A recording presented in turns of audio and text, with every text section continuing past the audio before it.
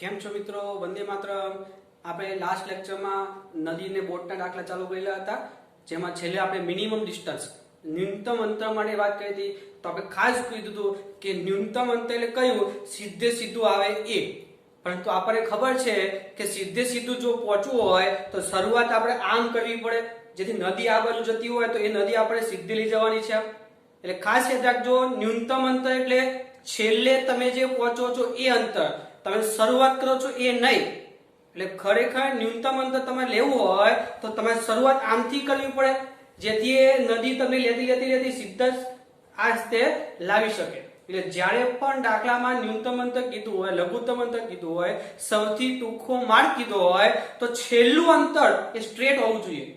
શરૂઆત તમારે આમથી કરવી પડે, જેથી છેલ્લે તમે અહીંયા આવી શકો. કારણ કે આપણી પાસે બે વેગ છે, VB અને VB. તમને વાત કરેલી આગળ આપણે. VB એટલે કઈ? તમે જ્યાંથી શરૂ કરો છો એ, અને VB એટલે કઈ? છેલ્લે તમે પહોંચો છો એ. તો અહીંયા સૌથી ટૂંકો માર્ગ કીધો હોય તો તમારું છેલ્લું સ્થાન આમ હોવું જોઈએ. તો શરૂઆત તમારે આમ કરવી પડે. બરોબર છે? જો દાખલા જોઈએ આગળ આપણે, તો નદીની ઝડપ આપી છે 3 કિલોમીટર પર અવર તથા નદીમાં બોટની ઝડપ 5 કિલોમીટર પર અવર. નદીમાં બોટની ઝડપ છે એટલે બોટ નદીની અંદર જાય છે એટલે VBR આપેલું છે. પરંતુ આપણને એવું કીધું હોય કે શાંત પાણીમાં બોટ. જો શાંત પાણીમાં બોટ શબ્દ હોય તો ખાલી VB થાય, કારણ કે શાંત પાણી એટલે પાણી સ્થિર છે, તો VR તો 0 થવાનો. એટલે VBR બોલો કે VB બોલો, બંને એક જ થાય. એટલે જો શાંત પાણી હોય તો VBR અને VB એક જ કહેવાય. પરંતુ અહીંયા નદી ગતિ કરતી છે એટલે નદીની અંદર બોટ છે, એટલે આ જે આપણે ઝડપ આપી છે એ નદીની સાપેક્ષમાં કહેવાય. જો બોટને સૌથી ટૂંકા માર્ગે જવું હોય, આવા શબ્દ આપેલા હોય, સૌથી ટૂંકા માર્ગ, સૌથી લઘુત્તમ માર્ગ, તો સૌથી પહેલો બોટને કઈ દિશામાં હંકારવી પડે, અને બીજું નદી 2 કિલોમીટર પહોળી હોય તો નદીને ઓળંગવા લાગતો સમય શોધવાનો છે. તો એ શબ્દ આપ્યો છે સૌથી ટૂંકો માર્ગ, એટલે મગજમાં ક્લિયર કટ થઈ જવું જોઈએ કે આપણે અહીંથી છેલ્લે અહીંયા પહોંચવાનું છે. શરૂઆત અહીંથી નથી કરવાની, આ ખાસ યાદ રાખજો. સૌથી ટૂંકો માર્ગ એટલે સૌથી ટૂંકો માર્ગ થાય આ, પણ એના માટે છેલ્લું આપણું સ્થાન જે છે એ સ્ટ્રેટ હશે.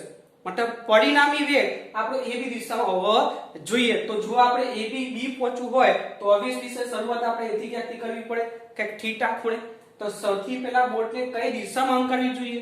હંકારની દિશા એટલે થીટા. તો આપણે આ બાજુ ક્યાંક શરૂઆત કરીએ અને VR આપણા આ બાજુ છે, તો આપણે શરૂઆત આમ કરીએ તો નદી આપણને આ અહીંયા પહોંચાડી દેશે, કારણ કે નદી આપણે ખેંચશે ને. એટલે આપણે આમથી શરૂઆત કરીએ તો આપણે ધીમે ધીમે અહીંયા પહોંચી જઈએ B આગળ, જે આપણે પહોંચવું છે. એટલે સૌથી ટૂંકો માર્ગ કીધો હોય તો શરૂઆત ફરજિયાત આમથી કરવી પડે, કારણ કે સૌથી ટૂંકો માર્ગ એ આપણું અંતિમ સ્થાન કહેવાય. મતલબ અહીંથી ચાલુ કરીએ તો આપણે અંતિમ અહીંયા પહોંચીએ, એટલે કે પરિણામી વેગ આપણો AB દિશાનો હોવો જોઈએ.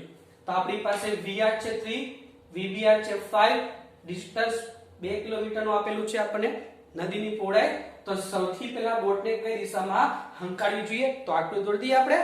તો આ બાજુ ગતિ શરૂ કરશે, અહીંયા પહોંચવું હોય તો આપણે ખબર છે જો ગતિ શરૂ કરતો હોય એ વેગને કહેવાય VBR, અને જ્યાં છેલ્લે પહોંચે છે એને કહેવાય છે VB.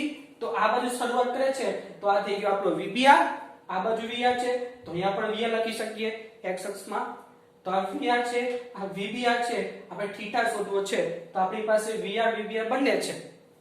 તો ખાસ આપણે વાત કરી હતી કે સૌથી ટૂંકો માર્ગ એટલે આપણે સીધે સીધું પહોંચવું પડે, અને આપણે લાસ્ટ ટાઈમ જ વાત કરી હતી કે સીધે સીધું પહોંચવું હોય તો વેગનો ખાલી આ ઘટક હોવો જોઈએ, વેગના x ઘટક કેન્સલ થઈ જવા જોઈએ. આ ખાસ યાદ રાખવાનું, કારણ કે સૌથી ટૂંકા માર્ગે જવું હોય મતલબ સીધું જવું હોય, તો સીધું જવું હોય તો વેગનો ખાલી એક જ ઘટક હોવો જોઈએ, y અક્ષ વાળો, જે દિશામાં આપણે જવું છે એ.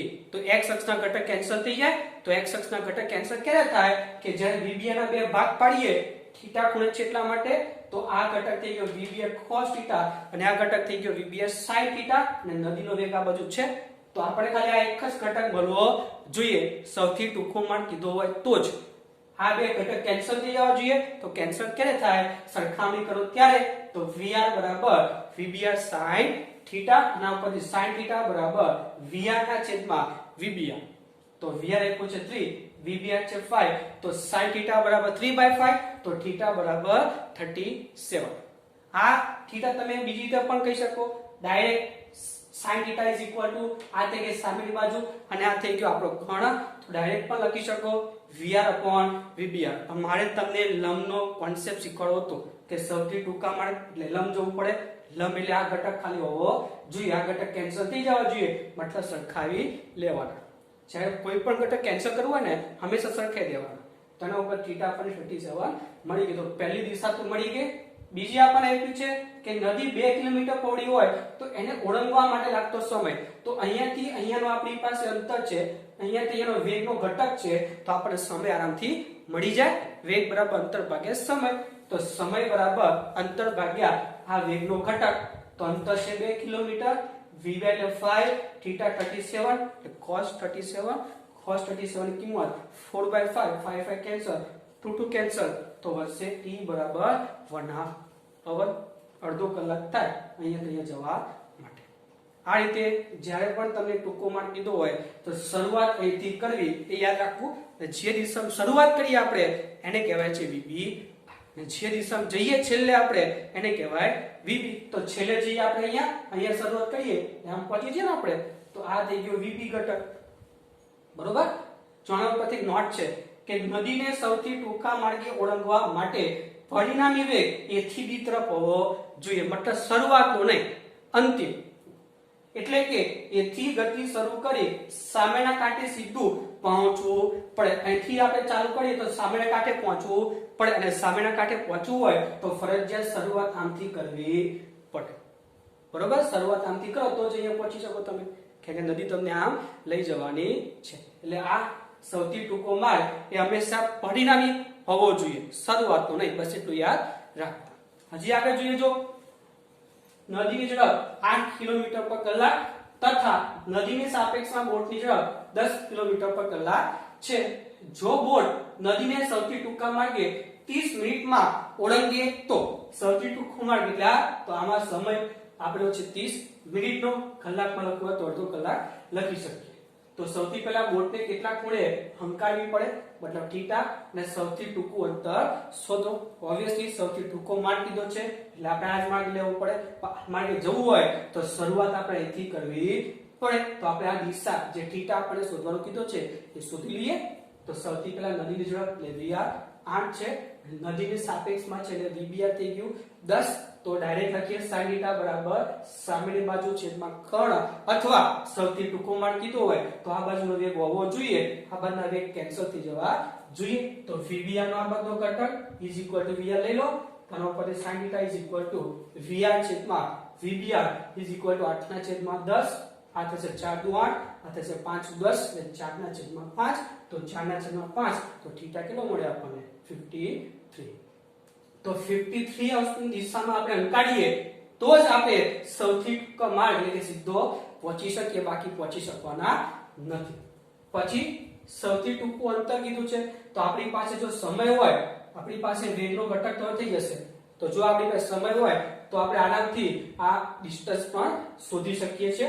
તો આપણી પાસે સમય છે, કેટલા મિનિટનો કીધો છે 30 મિનિટ એટલે અડધો કલાક. તો ડાયરેક્ટ લખી શકીએ વેગ બરાબર અંતર ભાગ્યા સમય, એટલે સમય બરાબર અંતર છેદમાં વેગ. તો આપણે અંતર શોધવું છે તો VBR cos θ, આ વેગ છે, આ અંતર છે અને સમય 30 મિનિટનો, તો અંતર બરાબર વેગ ગુણ્યા સમય, VBR 10 બરોબર cos 53 ઇન્ટુ cos 53 3/5 બરોબર, આ થશે 5 ઇન્ટુ cos 53 એટલે 3/5, 5 કેન્સલ, તો કેટલું થયું 3 કિલોમીટર.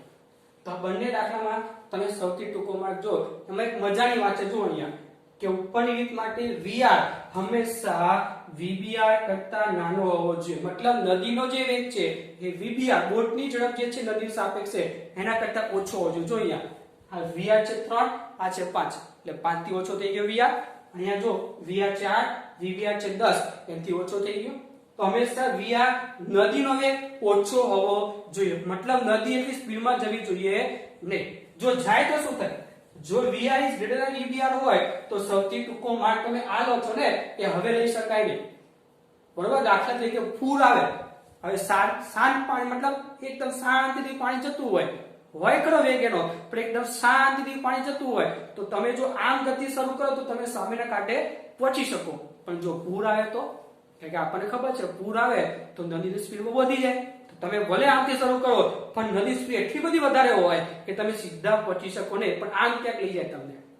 તમારે પહોંચવું હોય સીધું, ભલે શરૂઆત તમે અહીંથી કરો છો, પણ જો નદીની ઝડપ વધી જાય આ કિસ્સામાં બોટ કરતા, દાખલા તરીકે પૂર, તો એવા કિસ્સામાં તમે સામે પહોંચી શકવાના નથી. પણ નદીની ઝડપ એટલી બધી વધારે હોય કે તમને સામેના કાંઠાની જગ્યાએ આમ ક્યાંક લઈ જાય. તો એ પણ જોઈએ આપણે. જો એક દાખલામાં આ જ પ્રકારનો દાખલો લઈએ, ખાલી ફરક શું કરીએ આપણે, અહીંયા જે ઝડપ 5 હતી એ મોટી ઉપરની, આ વીબીઆર મોટું હતું, વીઆર નાનું, અને ઉલટાઈ દઈએ. વીઆર લઈએ 5 અને વીબીઆર લઈએ 4. તો શું થશે? તો બોટ નદીને પાર કરે તે લઘુત્તમ અંતર શોધો. હવે આપણને ખબર પડે કે અહીંયા વીઆર મોટું થઈ ગયું એટલે આ કિસ્સો થઈ ગયો, તો હવે લઘુત્તમ અંતર આ રહેવાનું નથી. તો કયું અંતર લઘુત્તમ થશે? જો આપણે શરૂઆત એથી કરી θ ના ખૂણે, પણ અહીંયા નદીનો વેગ વધારે છે, મતલબ પૂરવાળું એક્ઝામ્પલ, તો અહીંયા સામેના કાંઠે નહીં પહોંચી શકો, તમે અહીંયા ક્યાંક પહોંચશો. એટલે તમે ભલે શરૂઆત અહીંયા A આગળથી કરો છો, પણ અહીંયા પહોંચશો ક્યાં? B આગળ. એટલે આ કિસ્સામાં લઘુત્તમ અંતર આ થવાનું નથી, પણ લઘુત્તમ અંતર આ થશે, AB, જેને આપણે S વડે દર્શાવેલું છે. તો હવે S શોધવાનું કેવી રીતે? તો જો S આપણી પાસે x ને આપણી પાસે જો d હોય તો પાયથાગોરસ ઉપરથી વર્ગમૂળમાં x² + d² લખી શકીએ આપણે. તો s મિનિમમ કરવું છે. જોજો અહીંયા નદીની આ જે પહોળાઈ છે એ બદલાવાની નથી. હા, x બદલાઈ શકે, તમે વધારે જાઓ નજીક આવો તો x બદલાઈ શકે, મતલબ x બદલાય તો s બદલાય એવું કહી શકીએ આપણે. તો જો આ લઘુત્તમ અંતર જોઈએ છે મારે, તો ફરજિયાત આ લઘુત્તમ હોવું જોઈએ. તો s મિનિમમ થવા માટે x મિનિમમ થવું જોઈએ. હવે મિત્રો જે રીત દર્શાવી છે x મિનિમમ માટે એ તમારે યાદ રાખવાની નથી, આ ખાલી તમને સમજાવવા માટે મેં લીધેલી છે, બાકી તમારે યાદ રાખવાની નથી કે તમે લખવાની પણ નથી. આ માત્ર ને માત્ર તમને સમજાવવા માટે આ જે રેડ બોલ પેન લખ્યું છે એ લખવાનું નથી, તમને ખાલી સમજવા માટે છે કે આવો કિસ્સો હોય તો શું થાય. તો જોજો અહીંયા આવે તો આપણે x મિનિમમ કરવું હોય તો યાદ રાખજો મિનિમમ. મિત્રો યાદ રાખજો કે કોઈ પણ વસ્તુ મિનિમમ કે મેક્સિમમ કરવી હોય તેનું પહેલું વિકલન 0 લઈ લેવાનું. આ યાદ રાખજો, ભવિષ્યમાં પણ બહુ જ કામ લાગશે ફિઝિક્સમાં. કે કોઈ પણ મિનિમમ કીધું વસ્તુ હોય અથવા મેક્સિમમ કીધું હોય કે ભાઈ કોઈનો મેક્સિમમ વેગ જોઈએ, કોઈનો મિનિમમ વેગ જોઈએ, કોઈનો મેક્સિમમ પ્રવેગ જોઈએ, તો આવું જ્યારે પણ મેક્સિમમ કે મિનિમમ કીધું હોય તેનું એક વખત વિકલન કરવાનું અને બરાબર 0 લઈ લેવાનું, એટલે મેક્સિમમ કિંમત અથવા મિનિમમ કિંમત મળી જશે. તો આપણે x મિનિમમ માટે પહેલા x લખી દઈએ તો આપણને ખબર પડે આ x શોધવું હોય તો આપણી પાસે વેગ અને આપણી પાસે સમય હોવો જોઈએ. તો જો આપણી પાસે સમય તો છે, મળી જાય એવો છે, કારણ કે આપણને ખબર છે આ પ્રકારના દાખલામાં y અક્ષ માં જેટલો સમય હોય એટલો જ x અક્ષ માં લાગવાનો છે. તો જો y અક્ષ માં અંતર છે d અને વેગ છે v/r cos θ, તો વેગ બરાબર અંતરના છેદમાં સમય, તો સમય બરાબર અંતરના છેદમાં વેગ, તો થશે સમય કેટલો? તો t d v/r cos θ. એટલે આપણને સમય મળી ગયો, એ સમય આપણે વાપરી શકીએ આપણે. તો હવે x મળી જાય તો ભાઈ x બરાબર વેગ ગુણ્યા x એટલે અંતર, વેગ ઇન્ટુ સમય લખી શકો, સમય d v/r cos θ. હવે વેગ શું લેવાનો? જોજો હા, તો વેગ x અક્ષનો, કારણ કે x આપણે x અક્ષ ઉપર છે તો x અક્ષનો વેગ લેવો પડે. તો x અક્ષમાં બે ઘટક, આ vr અને આ બાજુ v/r sin θ. તો આને આ બાજુ લઈ જવું હોય તો શું લખી શકો? બાકી લખી શકો vr - v/r sin θ. તો આ થઈ ગયો આપણો વેગ અને આ થઈ ગયો આપણો સમય. તો લખી શકીએ અંતર બરાબર વેગ ગુણ્યા સમય. તો વેગ x અક્ષ ઉપર vr - v/r sin θ અને આ સમય આપણે y અક્ષ ઉપર લખો d v/r cos θ. તો સમય આને અંદર ગુણી દો તો શું થાય? dvr v/r 1 cos θ એટલે sec θ, અને અંદર ગુણો તો d v/r cancel, sin cos એટલે tan, એટલે આને અંદર ગુણ્યું dvr v/r અને છેદમાં cos θ છે 1 cos એટલે sec, અને અંદર ગુણો તો v/r કેન્સલ, sin cos એટલે tan, તો થઈ ગયું d tan θ. આ x મળ્યું. હવે એક વખત વિકલન કરીએ અને બરાબર 0 કરી દેવાનું. પણ આમાં શું બદલાય છે એ જોવું પડે. કોની સાપેક્ષ વિકલન કરશો? અત્યાર સુધી ત્રીજા ચેપ્ટરમાં આપણે સમય બદલાતો હતો એટલે આપણે સમય સાપેક્ષ વિકલન કરતા dx/dt. અહીંયા શું બદલાય છે જોવું પડે અહીંયા. તો જો અહીંયા VR છે, આ D છે, VBR છે, કોઈ કિંમત બદલાતી નથી. આ પણ ફિક્સ છે, આ પણ ફિક્સ છે અને આ પણ ફિક્સ છે. તો ખાલી થીટા બદલાશે. તમે અહીંયા હો આમ જાઓ, આમ જાઓ, આમ જાઓ, એમ થીટા બદલાતો જાય. મતલબ થીટાની સાપેક્ષ વિકલન કરવું પડે.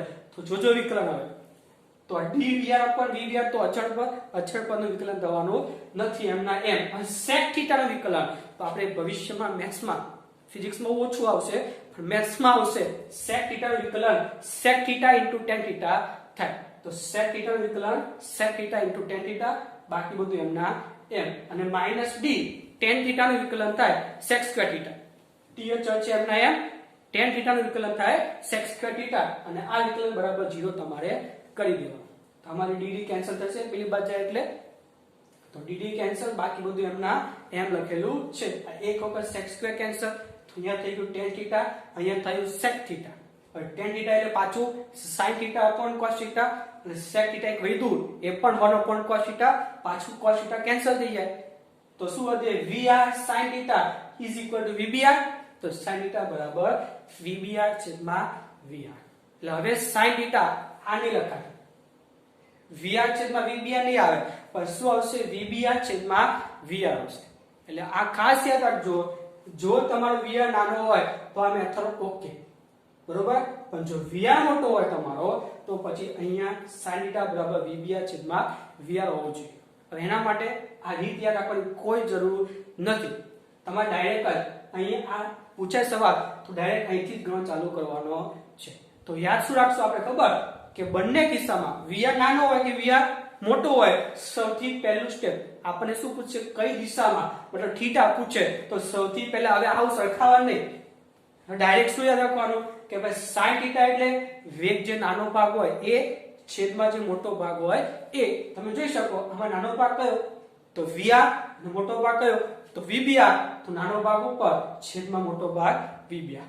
3/5 = sin થીટા લખી દેવાનું. જો આ કિસ્સામાં હોય તો આ બેમાં નાનો ભાગ કયો 4 એટલે VBR, મોટો ભાગ કયો VR તો પણ નાનો ભાગ VBR છેદમાં VR.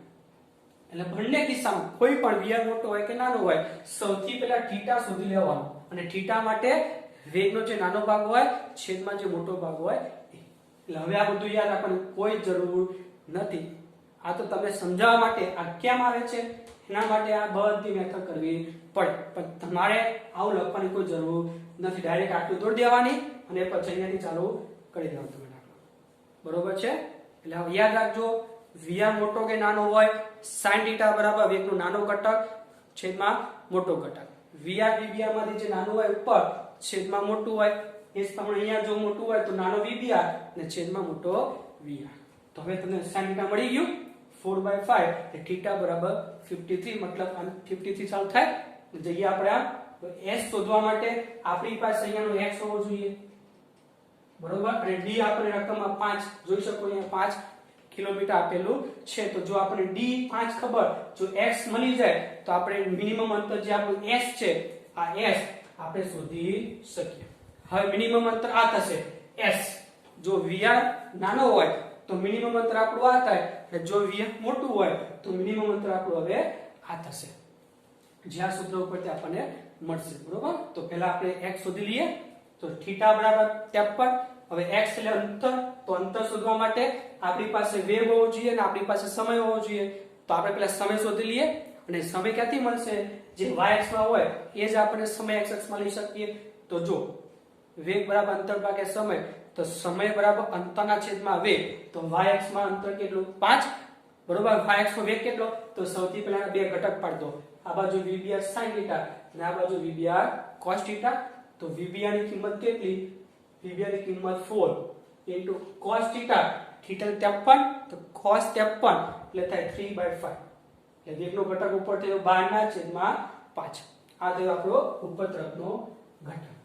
હવે x અક્ષનો ઘટક લો તો આ બાજુ VR તો 5 છે જ આપણે જો. હવે આ બાજુ થશે VBR sin થીટા. VBR એટલે કેટલું 4 sin 53. sin 53 એટલે 4/5. તો આ બાજુનો ઘટક થઈ ગયો 16/5. બાદબાકી ડાયરેક્ટ લખી શકો. આ બાજુ 5, આ બાજુ 16/5. બાદબાકી કરો તો 9/5. એટલે આ થઈ ગયો વેગનો y ઘટક અને આ થઈ ગયો વેગનો x ઘટક.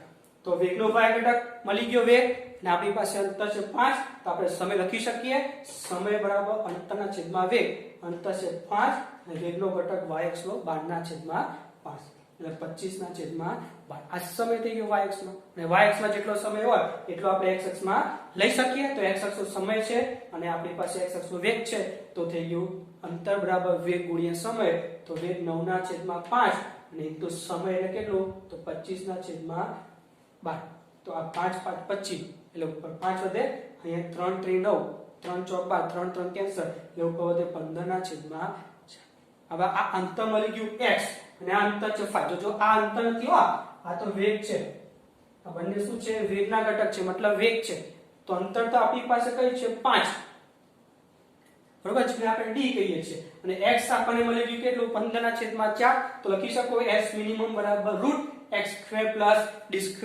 d² ની કિંમત એટલે 5 નો વર્ગ અને x ને 15 ના છેદમાં 4 નો વર્ગ સાદુરૂપ આપો એટલે લઘુત્તમ અંતર s મિનિમમ આપણને 56.47 કિલોમીટર મળી જાય એટલે જ્યારે પણ ખાસ યાદ રાખજો બંને કોન્સેપ્ટ ટૂંકા માર્ગના બે કોન્સેપ્ટ vr નાનો હોય તો સિમ્પલ થઈ જાય અને vr મોટો હોય તો પણ સિમ્પલ થાય આ ખાસ યાદ રાખવાનું બંને કિસ્સામાં sin એટલે કયું નાના છેદમાં મોટું બસ એટલું યાદ રાખવાનું છે જો નાનું હોય તો આ બાજુ vr નાનો હોય તો આમથી ચાલુ થાય ને અહીંયા પછી જે સીધા જો vr મોટો હોય તો અહીંથી ચાલુ કરીએ પણ પછી આપણે આ એટલે s મિનિમમ આપણો આ થાય અને આમાં s મિનિમમ આપણો આ થશે જેને આપણે d કહીએ છીએ બરોબર એટલે જો લઘુત્તમ અંતર આમાં હોય તો સીધું અંતર અને આમાં હોય તો આ s અંતર આપણું લઘુત્તમ અંતર થાય એટલે આ રીતે ખાસ યાદ રાખજો આ રીતે રાખવાની કોઈ જરૂર નથી ડાયરેક્ટ આ યાદ રાખી લેવાનું બસ sin θ નાના છેદમાં મોટું અને પછી તો તમને ખબર પડી જાય થીટા મળી જાય એટલે આપણે ખાલી આ અંતર શોધવાનું બાકી રહે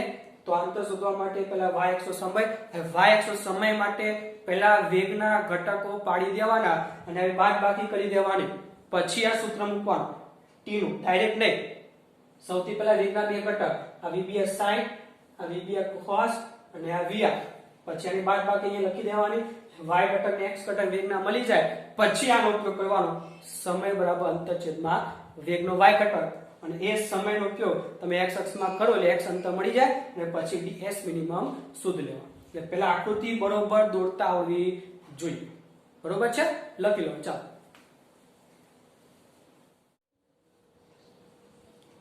આગળ છીએ મિત્રો આપણે તો જો નેક્સ્ટ કોન્સેપ્ટ છે river boat problem four minimum time આપણે રિવર બોટ દાખલા મિનિમમ ડિસ્ટન્સ માટે જોઈ ગયા હવે મિનિમમ ટાઈમ માટે જોવાનું છે તો જો કોન્સેપ્ટ શું છે તો જો અહીંયા તો ભાઈ મિનિમમ સમય થવા માટે હંમેશા જો અહીંયા આપણે જે મિનિમમ ડિસ્ટન્સ ની વાત કરી હતી એમાં આકૃતિ આવી હતી કે આપણે શરૂઆત અહીંથી કરીએ અને સામે પછી નદી આપણને આ બાજુ હોય તો એ બાજુ ખેંચી લઈ જાય તો આપણે સામે પહોંચી જઈએ આ રીતે તો કોન્સેપ્ટ હતો મિનિમમ ડિસ્ટન્સ માટે તો મિનિમમ ડિસ્ટન્સમાં સમય શું લખતા આપણે તો આપણને ખબર છે વેગનો આ દિશાનો ઘટક કયો તો ભાઈ vbr cos θ અને અહીંયાથી અંતર કેટલું છે d તો વેગ બરાબર અંતર ભાગ્યા સમય તો સમય બરાબર અંતર ભાગ્યા વેગ તો અંતર d છેદમાં વેગ છે vbr cos θ આ મિનિમમ ડિસ્ટન્સ માટે હતો પણ હવે મિનિમમ સમય લેવો છે તો આપણને ખબર જો તમારે આને મિનિમમ કરવું હોય તો આ છેદનું પદ મેક્સિમમ કરવું પડે ફરીથી આ જે સૂત્ર છે એ આપણે મિનિમમ ડિસ્ટન્સ માટે લેતા હતા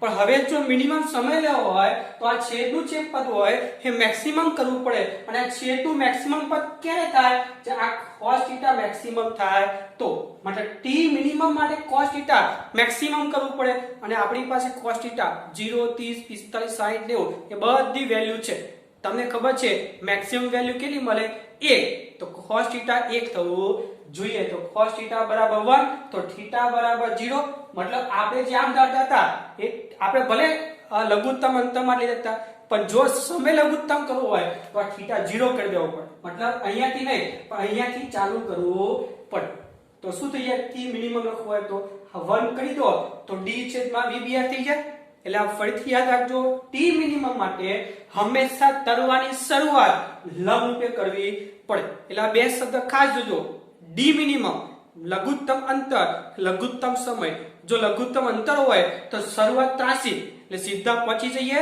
પણ લઘુત્તમ સમય હોય તો શરૂઆત લંબ રૂપે જ કરવી પડે ફરજિયાત એટલે આ રીતની આકૃતિ હોય તો આ થઈ ગયું d મિનિમમ માટે લઘુત્તમ અંતર માટે આમ શરૂઆત કરીએ અને સામે પહોંચી જઈએ, પણ જો ટી મિનિમમ કીધું હોય તો આવી આકૃતિ બની જાય, લંબરૂપે શરૂઆત આપણે કરવી પડે, વીબીઆર આપણો લંબરૂપે થઈ જાય, જેથી આપણે આ બાજુ પહોંચીએ ક્યાં તો વીબી આપણો થઈ જાય. એટલે ખાસ બંને કોન્સેપ્ટ યાદ રાખવા. આ આકૃતિ થઈ જાય ડી મિનિમમ માટે લઘુત્તમ અંતર અથવા સૌથી ટૂંકો માર્ગ માટે, અને આ આકૃતિ થઈ જાય ટી મિનિમમ લઘુત્તમ સમય માટે. એટલે યાદ રાખજો, ડી મિનિમમ તો શરૂઆત અહીંયા અને પહોંચવાનું સીધે, લઘુત્તમ અંતર અથવા સૌથી ટૂંકો માર્ગ કીધું હોય તો પરિણામી આપણો સીધો હોવો જોઈએ, પણ શરૂઆત આપણી ત્રાસી કરવી પડે. જે લઘુત્તમ સમય હોય તો શરૂઆત જ લંબરૂપે કરવી પડે. એટલે આ બંને શબ્દ ખાસ ડિવાઈડ કરજો અલગ અલગ. તો આના ઉપરથી ટી મિનિમમ થઈ ગયું ડી બાય વીબીઆર, આના ઉપરથી વીબી શોધવું હોય તોય મળી શકે, ટી મિનિમમ શોધવું તોય મળી શકે, એક્સ શોધવું હોય તોય મળી શકે. કોન્સેપ્ટ છે, ખાલી આકૃતિ ખબર પડવી જોઈએ કે લઘુત્તમ અંતર અથવા સૌથી ટૂંકો માર્ગ. તો આવી આકૃતિ બને જેમાં સૌથી ટૂંકો માર્ગ હોય તો આપણો પરિણામી વેગ ઊભો હોવો જોઈએ, પણ શરૂઆત આપણે આમ કરવી પડે. જે સૌથી લઘુત્તમ સમય કીધો હોય તો શરૂઆત આપણે લંબરૂપે કરવી પડે, કારણ કે θ 0 હશે તો જ લઘુત્તમ સમય મળશે. તો θ 0 y સાથે y સાથે θ 0 કેમ મળે? આમાં જ્યારે વીબીઆર ઊભું હોય ત્યારે, તો વીબીઆર ઊભું થઈ જાય. આના ઉપરથી આપણે જે પૂછ્યો શોધી શકીએ. આપણને વીઆર વીબીઆર આપ્યું હોય અને વીબી પૂછ્યું હોય તો પાયથાગોરસ ઉપરથી વીબી મળી શકે. પછી આપણે કીધું ટી મિનિમમ શોધો, તો આપણી પાસે વીબીઆર હોય, આપણી પાસે ડી હોય, તો વેગ બરાબર અંતર ભાગે સમય, તો સમય બરાબર અંતર ભાગે વેગ ઉપરથી ટી મિનિમમ મળી જાય. અને જો આપણે x અંતર શોધવું હોય તો આ જે સમય મળ્યો છે એનો ઉપયોગ આમાં કરી લઈએ, કારણ કે x અક્ષનો વેગ ખાલી એક જ આવશે. આ દાખલામાં ત્રાસા હોય શરૂઆત તો વેગ, તેના ઘટકો પાડો તો આપણને x અક્ષ ઉપર બે વેગ મળે. એટલે આપણે શું લખતા vr - vbr sin θ. પણ જો લઘુત્તમ સમય હોય તો ખાલી એક જ વેગ y અક્ષમાં અને એક જ વેગ x અક્ષમાં મળે. તો સિમ્પલ x અક્ષનો વેગ vr અને સમય t જે બેઠે બેઠો મૂકી દેવાનો t d vbr.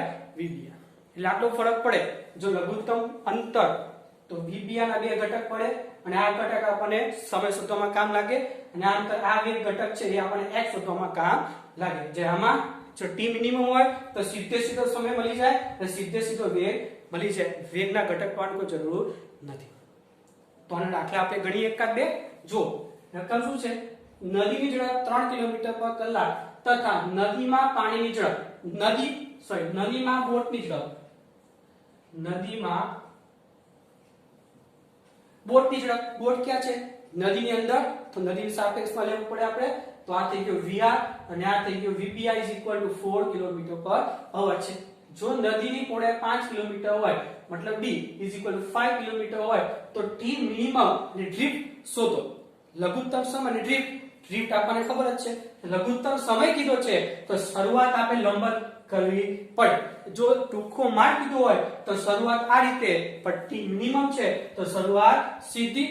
નદી આ બાજુ વહે છે તો ઓબ્વિયસલી આપણે શરૂઆત આમ કરીએ પણ પહોંચીએ કઈ બાજુ? અહીંયા. અને જ્યાંથી શરૂ કરીએ જ્યાં પહોંચીએ એ અંતરને કહેવાય છે ડ્રિફ્ટ. આ કાંટાથી શરૂ કરીએ સામે પહોંચીએ તો આ કાંટાથી કેટલે દૂર પહોંચ્યા આપણે એને ડ્રિફ્ટ કહીએ છીએ, જે આપણે ઓલરેડી આગળ જોઈ ગયેલા છે. જે કાંટાથી શરૂ કરો અને ત્યાં સામે પહોંચતા જેટલું ખસો એને ડ્રિફ્ટ કહેવાય. તો x આપણું ડ્રિફ્ટ થઈ ગયું. તો t મિનિમમ અને ડ્રિફ્ટ શોધવું છે તો ત્રણ વેલ્યુ આપણી પાસે છે. સૌથી પહેલા t મિનિમમ શોધી લઈએ. તો આપણી પાસે d છે, આપણી પાસે vbr છે. ડાયરેક્ટ જ વેગ બરાબર અંતર ભાગે સમય, તો સમય બરાબર અંતર ભાગે વેગ.